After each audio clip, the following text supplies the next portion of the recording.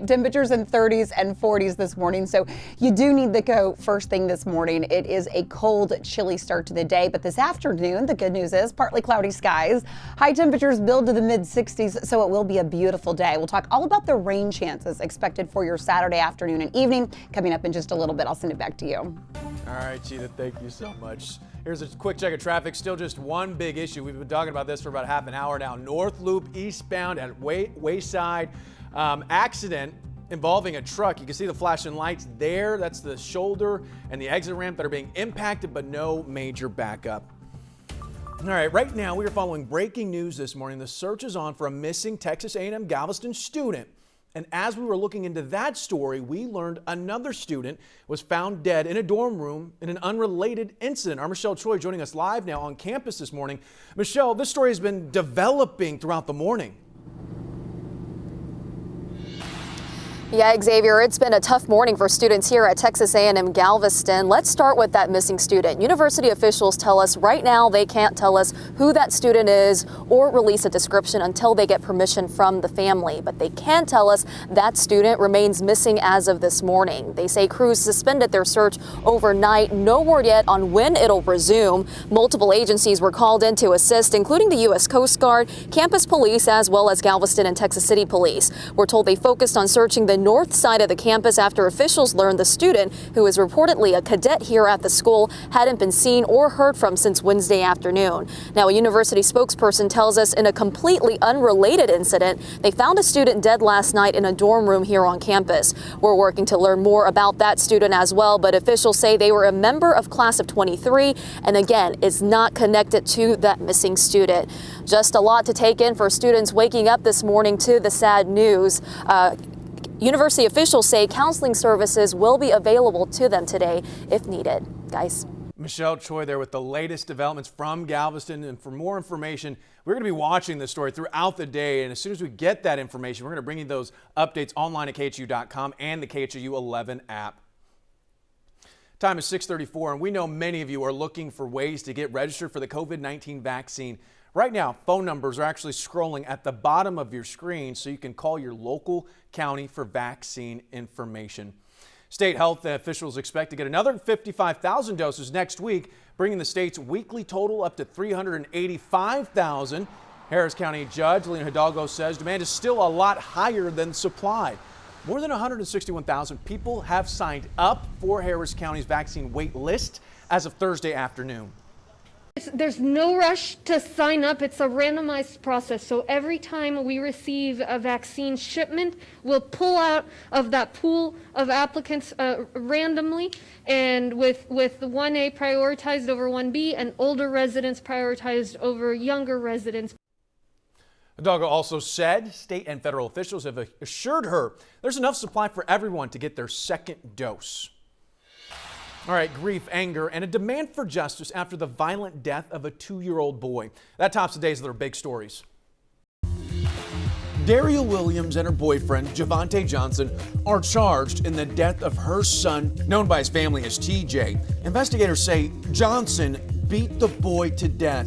The boy's grandmother says she suspected abuse for some time. And I told my son then, that baby's being mistreated, but we couldn't prove it. We want answers. We're not going to quit till we get answers.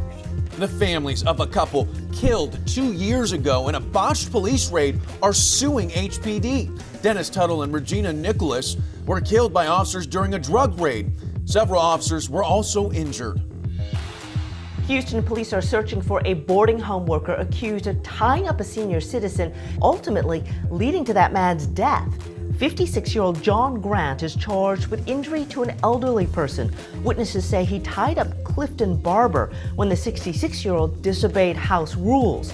This was allegedly in an unlicensed group home in South Houston back in May.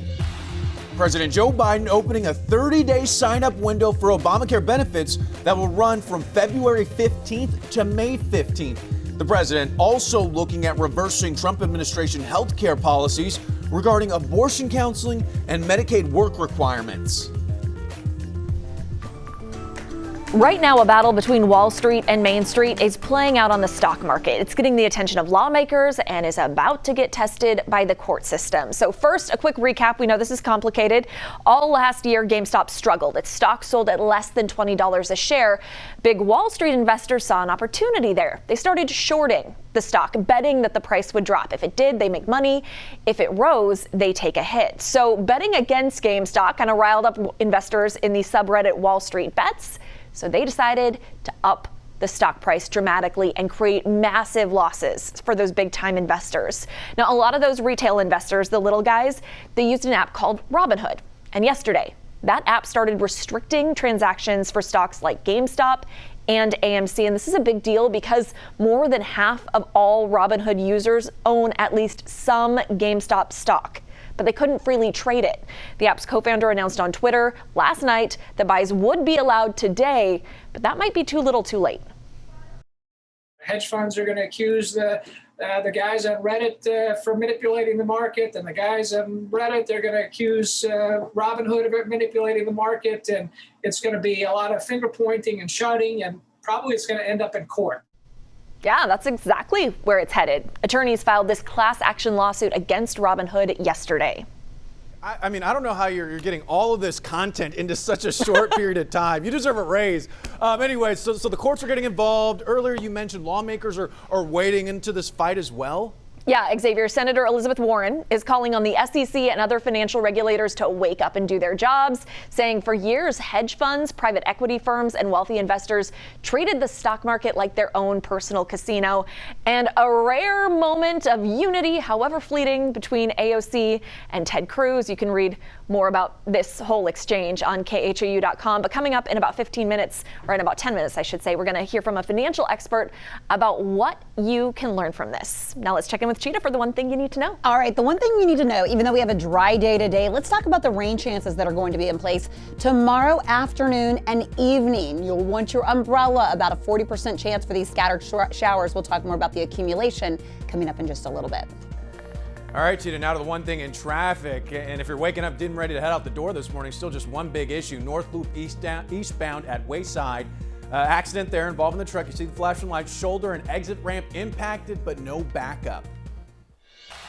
All right, so will he stay or will he go? We're talking about Deshaun Watson, the Texans quarterback who requested a trade, and it comes just as the team prepares to officially introduce a new coach, David Culley. One person who has a firsthand appreciation on what's going on with Deshaun Watson, this guy, former Houston Oiler legend Warren Moon. And he has some pretty hot takes on just how bad this situation is for the Texans. Here's our Jason Bristol. Houston deserves better. That's how Hall of Famer Warren Moon feels about the state of the Texans and Deshaun Watson.